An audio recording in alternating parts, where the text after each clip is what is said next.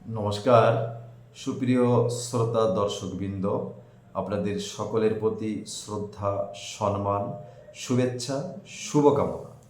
সকালবেলা ঘুম থেকে উঠে ফেসবুক খোলার পরে দেখলাম আমার এক কাছের বড় ভাই সামাজিক যোগাযোগ মাধ্যমে একটা বিষয়ে কিছু কথা লিখেছেন। তিনি লিখেছেন, আম, একদিন একদিন সবই ঠিক হয়ে যাবে, কিন্তু সেদিন কবে, কখন, হয়তো আমি থাকবো না। তিনি এভাবে পোস্টটি করেছেন। আমি বড় ভাইয়ের উদ্দেশ্যে বলবো, বা বিশেষ করে আমাকে যারা আম, ভালোবাসেন ভালোবাসেন আমার শুভাকাঙ্ক্ষী ভাই বোনদের ভাই বোনদের প্রতি বলবো, আমাদের আমাদের কাজ হচ্ছে সর্বপ্রথম। সব কিছুই ঠিক হয়ে যায় সময়ের প্রেক্ষাপটে, কালের পরিক্রমায় সময় লাগে। তবে ধৈর্য ধরতে হবে, সাহস রাখতে হবে, মনকে স্থির রাখতে হবে এবং সুকৌশলে আপনার কাজগুলো শেষ করতে হবে। আমি আপনি হয়তো চলে যাব, কিন্তু আমার কর্ম থেকে যাবে। আর স্রষ্টাই জানেন আপনি আমি কখন চলে যাব, এটা তিনি নির্ধারণ করে রেখেছেন। সর্বশক্তিমান আমরা বিশ্বাস করি সৃষ্টিকর্তা পৃথিবীর সব কিছু করে থাকে। আমি ভাইয়ের প্রতি অনুরোধ জানাবো, হতাশ হওয়ার কিছু নেই। আমাদের আমাদের সব কিছু নির্ধারণ করে রেখেছে সর্বশক্তিমান সৃষ্টিকর্তা।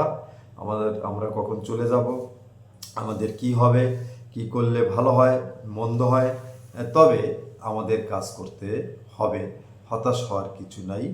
কাজ করলে কষ্ট থেকে সুখ পাওয়া যাবে। যে যেখানে যেখানে শেষ হয়েছে সেখান থেকে আমাদের শুরু করতে হবে। অপেক্ষা করুন, ধৈর্য ধরুন, সফলতা আমাদের আসবে। তবে সেটা কর্মের মাধ্যমে, কৌশলের মাধ্যমে।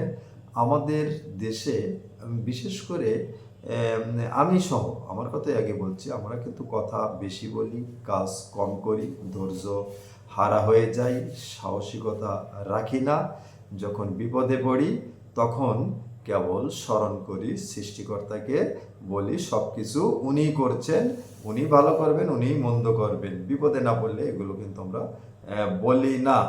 অতএব আমি ভাইয়ের লেখাটার প্রতি আবারই শ্রদ্ধা জানাই এবং সম্মান জানিয়ে বলবো, আসুন আমরা কাজ করি। যদি কোনো সমস্যায় থাকি, বিপদে পড়ি, তা থেকে উত্তোলনের জন্য কাজ করি। অনেকে আছে দেশে বিদেশে বসে বিভিন্ন কথা বলবে, পরামর্শ করবে, কিন্তু আপনার কাজ আপনাকে কেউই করে দেবে না।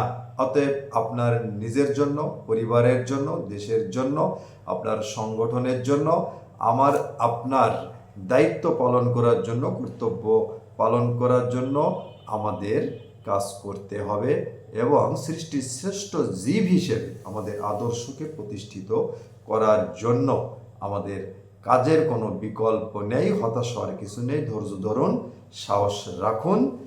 ধৈর্য, সাহস, সততা আমাদের গন্তব্যে পৌঁছাতে সহযোগিতা করবে। হয়তো সময় লাগে, কিন্তু গন্তব্যে আপনি আমি পৌঁছাতে পারবো ধৈর্য, সাহস এবং পরিশ্রম। সবাই ভালো থাকবেন। আবার কথা হবে। নমস্কার।